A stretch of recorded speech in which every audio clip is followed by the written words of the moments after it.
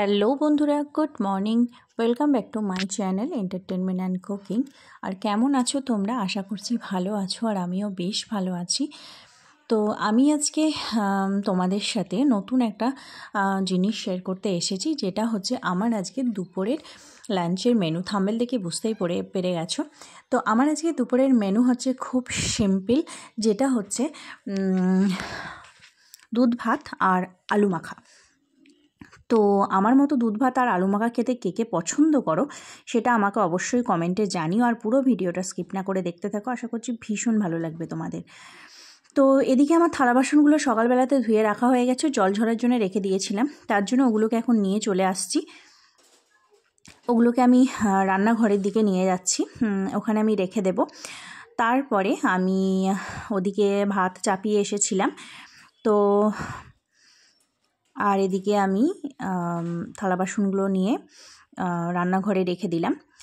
আর তোমরা হয়তো খুব অবাক হবে যে আলু সিদ্ধ দুধ ভাত এটা আবার শেয়ার করার জিনিস নাকি, কিন্তু সত্যি কথা বিশ্বাস করো, যারা আমার মতো মানে আলু সিদ্ধ দুধ ভাত খেতে সত্যিই খুব পছন্দ করো, তাদের কাছে অমৃতের সমান।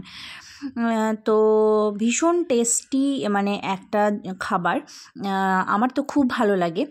ছোটোবেলাতে মাকে বলতাম যে মাঝে মাঝে একটু আলু সিদ্ধ দুধ ভাত করে দিও, খুব টেস্টি লাগে, একটু পেঁয়াজ দিয়ে আলুটা মাখলে আরও বেশি ভালো লাগে।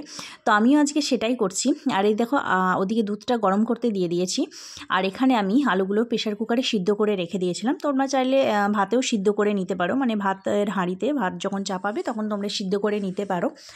আর আমি এখানে প্রেশার কুকারে সিদ্ধ করে নিয়েছি। তারপরে দেখো আলুর খোসাগুলো আমি এভাবে ছাড়িয়ে নিচ্ছি। কেন জানি না এই খাবারটা আমার ছোটোর থেকে ভীষণ পছন্দ, মানে খুব সিম্পল, এমন কিছুই নয়, মানে কিন্তু মাছ মাংসের থেকেও মনে হয় মানে বেশি ভালো লাগে খেতে। তো যাই হোক, এই দেখো দুধটা আমার উতলে উঠছে। তো দুধটা উতলে গেলে আমি গ্যাসটা বন্ধ করে দেব, তারপরে এটাকে কিছুক্ষণ রেখে দেব। আর আমার ওদিকে ভাত হয়ে গেছে, ভাতটা ফ্যান ঝরিয়ে রেখে দিয়েছি। তো চলো এবার আলুটা মাখার পালা। তো আলুটা মাখা করার জন্য আমার যেগুলো লাগবে সেটা আমি ঝটপট করে নিয়ে নিই এখান থেকে। তো আলু মাখা করার জন্য আমার তো লাগছে প্রথমত একটা কড়াই, আর লাগবে খুন্তি। তো খুন্তিটা আমি নিয়ে নিই, খুন্তিটা নিলাম। আর লাগবে সেটা হচ্ছে আমার গ্লাস। তো আমি এটাকে হাত দিয়ে চটকে মাখবো না, মানে এটাকে গ্লাস দিয়ে একটু ম্যাশ করে নেবো কড়াইয়ের মধ্যেই।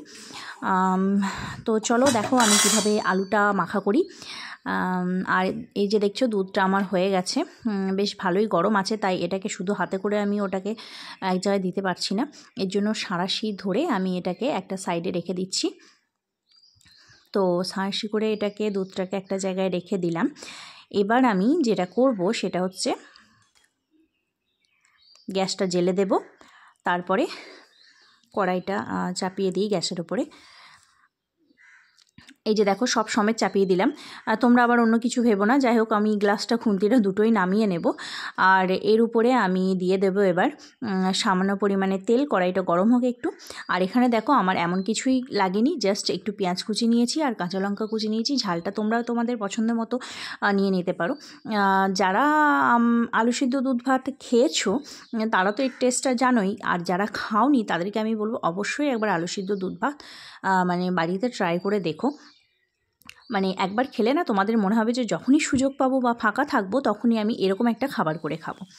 তো যাই হোক, আমি রান্নাবান্না করেছি তার জন্য নয়, কিন্তু আমার এইটা আজকে না খেতে খুব ইচ্ছে করছিল, তাই আমি খাবো আর তোমাদের সাথে শেয়ারও করছি কিভাবে কি করছি। তো দেখো তেল দিয়ে দিয়েছিলাম, তেলটা গরম হতে আমি এখানে আমার কুচানো পেঁয়াজ আর লঙ্কা দিয়ে দিয়েছি। দিয়ে এটাকে একটু খুন্তি দিয়ে নেড়েচেড়ে ভাজা ভাজা করে নিচ্ছি। আর এই পেঁয়াজ ভাজা দিয়ে না, মানে পেঁয়াজটাকে একটু ভাজা ভাজা করে নিয়ে আলু মাখার টেস্টটা আলাদা, আর কাঁচা পেঁয়াজ দিয়ে আলু মাখার টেস্টটা আলাদা।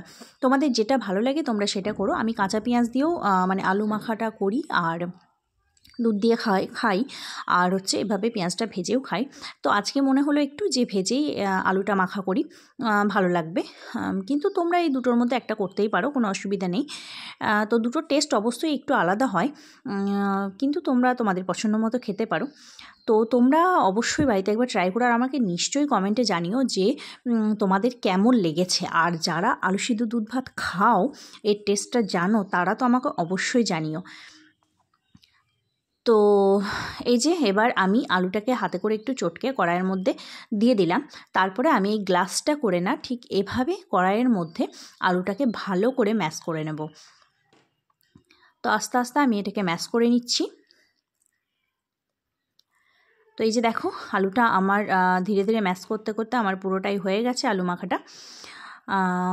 এবার আমি গ্লাসটা এবার রেখে দিচ্ছি সাইডে। ভয়ের কিছু নেই, গ্লাসটা থেকেও যেটা লেগে আছে ওটুকুও আমি নিয়ে নেবো একদম পুরো চেটে পুটে, মানে এতটাই ভালো লাগে আর কি ব্যাপারটা। তো এবার খুন্তি দিয়ে আলু মাখাটাকে একটা জায়গায় তুলে নেব এবার আমি। এই যে আর এখানে এই যে একটা বাটি নিয়ে নিয়েছি, এবার এই বাটিতে আমি আলু মাখাটাকে এখানে তুলে নেব। ব্যাস সিম্পল রেসিপি আমার রেডি হয়ে গেল, এবার খাওয়ার পালা। তো আলু মাখাটা এখানে তুলে নিলাম একটা বাটিতে। এবার যেটা করব সেটা হচ্ছে ভাতটাকে এবার আমি নিয়ে নেব। তো চলো দেখো এবার কি করি। তো এই যে আমার ভাত অলরেডি হয়ে গেছে, আর এই ভাতটাকে আমি আমার পরিমাণ মতো নিয়ে নেব একটা বাটিতে। তো এখানে একটা কথা বলি, যেটা হচ্ছে যে মানে দুধ ভাত খেতে গেলে না একটু মানে উঁচু টাইপের, মানে ভিতেগুলো এভাবে উঁচু টাইপের একটা জিনিস নিলে সেখানে খেতে বেশি সুবিধা হয়। আমি এখানে একটা টিনের বাটির মতো একটা নিয়ে নিয়েছি, যেটাতে আমার মনে হলো এটাতে বেশি ভালো লাগবে খেতে। তো এই বাটির পরিবর্তে তোমরা থালা একটু মানে উঁচু কানাগুলো উঁচু টাইপের একটা বাটিও তোমরা নিয়ে নিতে পারো, থালা বাটি যা পাবে। তো সেটাতে মানে খেতে না বেশি সুবিধা হবে।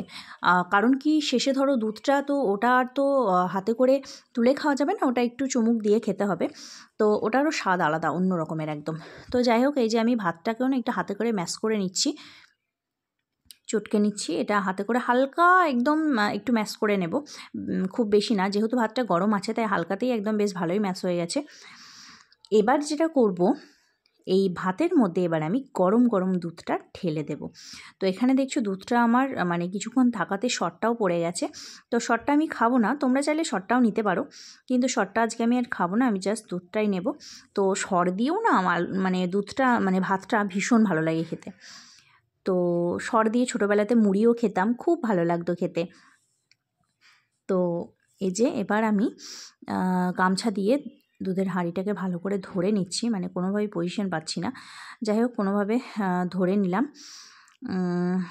ধরে নেওয়ার পরে দাঁড়াও এটাকে একটু ভালো করে ধরি, নাহলে স্লিপ করে যাওয়ার ভয় আছে। তো এই যে ধরেছি, তারপরে দেখো এবার দুধটা আমি এই বাটিতে ঢেলে নিচ্ছি।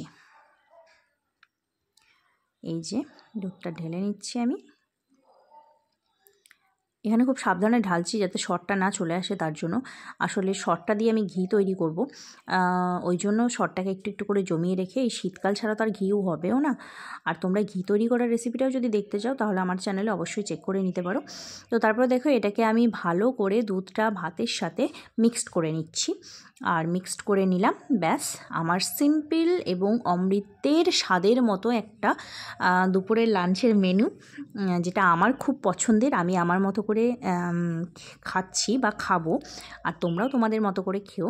আর তো চলো আমি এবার খেয়ে নিই, আর তোমরা আমার চ্যানেলটি সাবস্ক্রাইব করে দাও যারা নতুন আছো, আর যারা পুরনো আছো তারা একটা লাইক দিয়ে দিও। তো আজকের মতো টাটা।